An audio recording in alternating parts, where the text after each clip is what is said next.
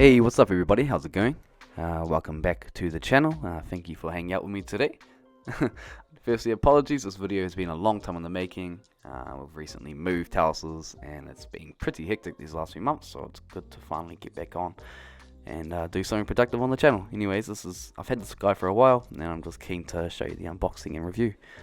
So this piece in particular is quite cool. It's the first time I've ever received a Mezco, which is like a tiny minifigure, essentially. It's got limited articulation, but they are quite cool if you are a Mezco collector. I've got a few figures now, mostly the DC ones. But yeah, let's check out Nosferatu. So I've been looking forward to having a Count Orlok or Nosferatu since the first figure came out back in 2020. I'm actually glad I waited though for this one, the Symphony of Horror edition.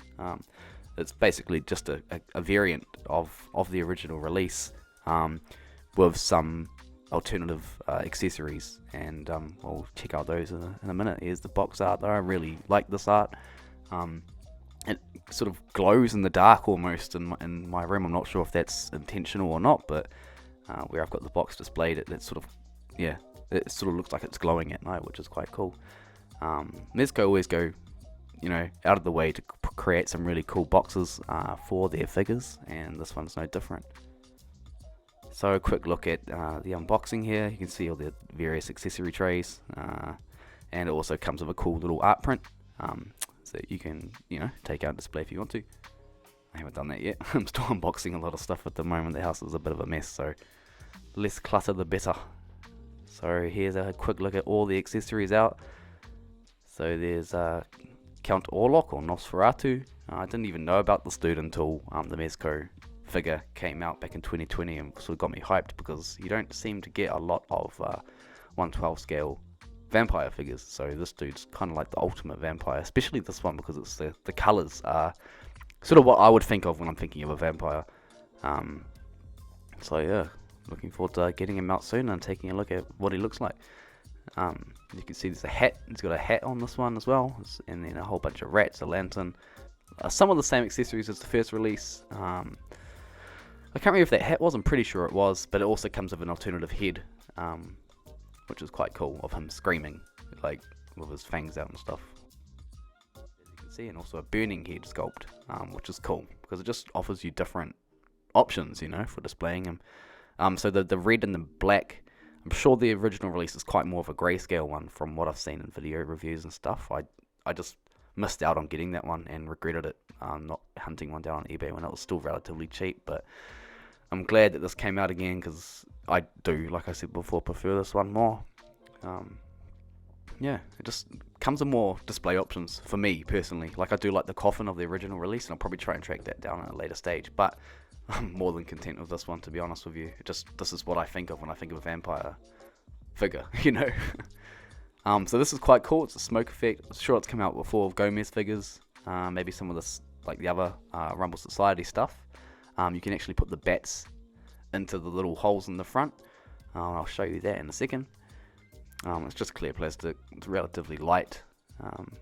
And there's the cape and a sort of like a collar that you can attach to them. There's the base display of, so you can display the cape out, or his coat.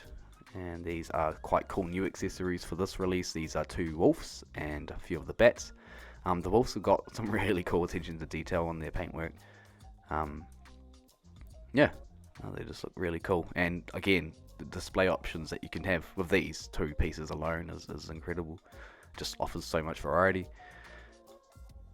Yeah, so that's that one, and the next one has a bit more sort of battle damage, which I'll show you later on. So that's about it for accessories. Now let's get him out. This is the Count, straight up and down, neutral pose, and just got his hands out there. This is how I sort of first displayed him. Just out the box. And it's in a lot of details here, just on this basic outfit alone. This is without the coat on it. Excuse me, just trying to adjust my camera.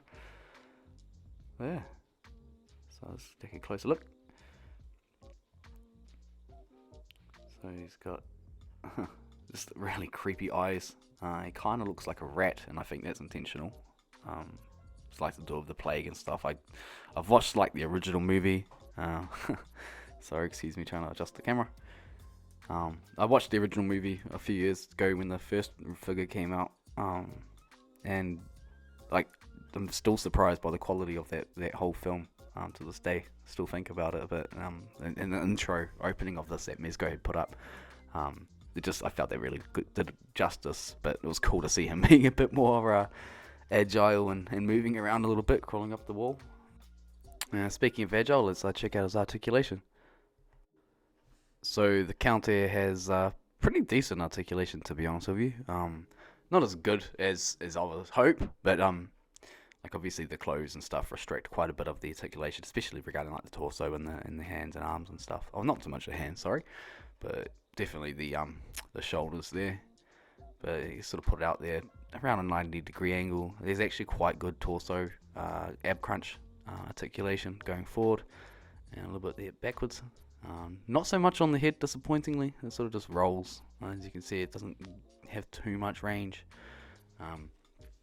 But again, like, not that you need too much there for the old boy, because he's probably not gonna be jumping around too much. There's the legs. You can see there's decent range. Double knees, and then the feet themselves, the shoes. Yeah, they've got quite good sort of pivot, ankle pivot, and not too bad. I can't really complain too much about that one. Oh yeah, so that's pretty much it for articulation. So yeah, that's pretty much it for articulation. Now I'll take him outside and get some shots of him displayed. So here we got the Count.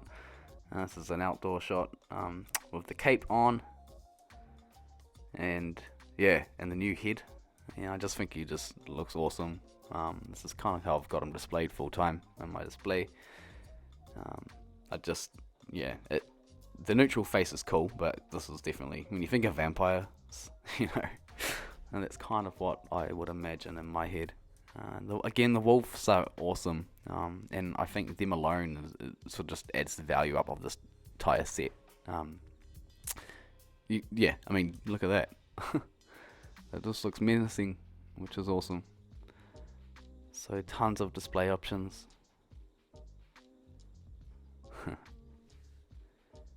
A bit of a close up there. Yeah, obviously the black coat. And this is just literally less than an hour of me unboxing the figure, and it's already full of dust. So just be wary of that. It tends to happen with like black clothing, especially on figures. Just like any other clothes, I guess. You know. So yeah, something to be wary about, but again, it makes it look a bit more realistic too in my head, so I don't mind too much.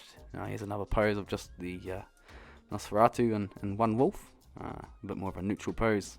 So I'm just taking his dog for a walk in the bush, the forest, I should say. I guess that's what that would be in Transylvania. I like this pose,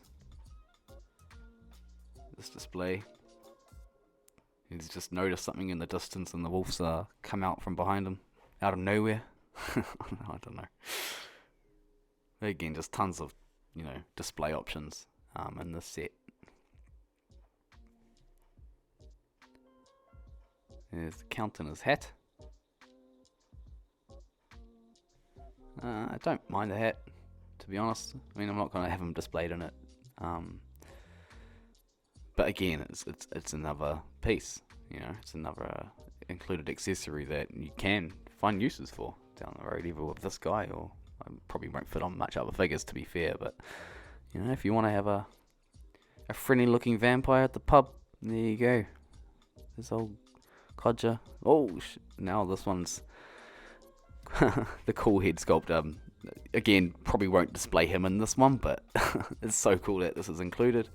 I have also got like the Mezco Doc Nock figure, so I'm quite keen to get a few photos of those two together. Nosferatu versus Doc Nock. Yeah, looks like he's been burning by the sun, or it could be acid or whatever. The sun would do more damage, obviously, to a vampire. But yeah, again, just tons of details.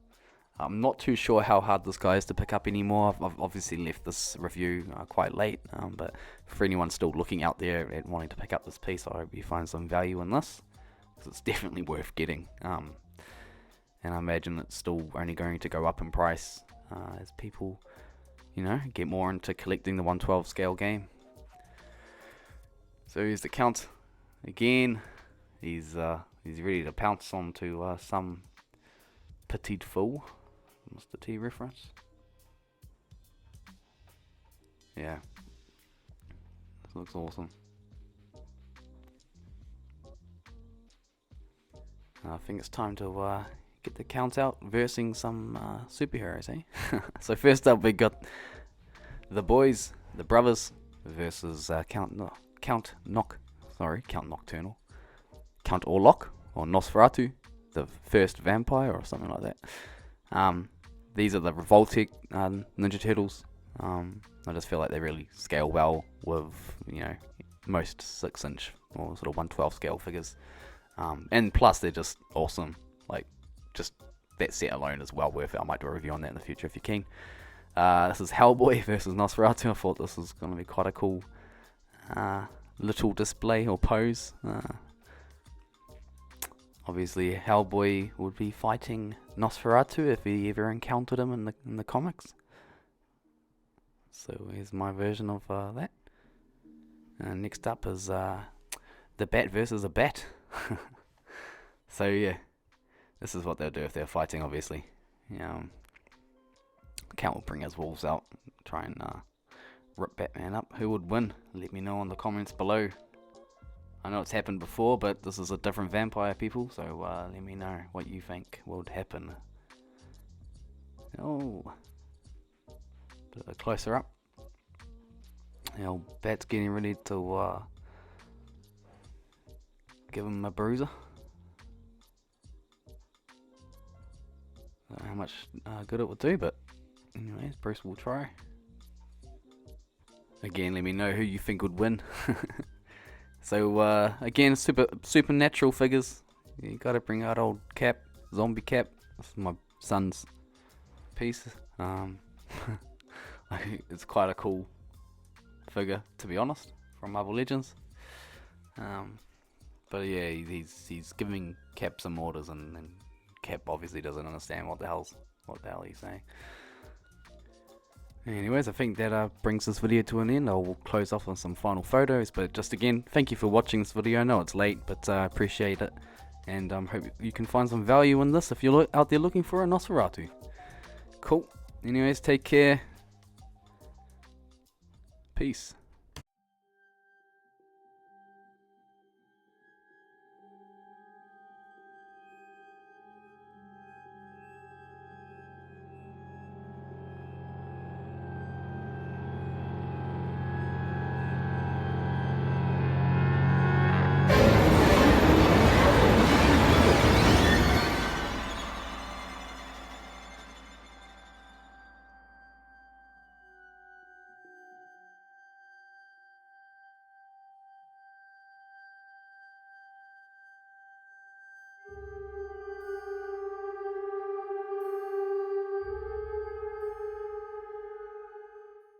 Hey, what's up everybody? I just wanted to do a quick shout out. I just received my t-shirt from Team Knight. If you want to get awesome t-shirt like this, you just need to go onto YouTube, Team Knight free, or he's on Instagram. It's for all you horror and Batman lovers. Go check out his YouTube channel and support. Cheers, Dean.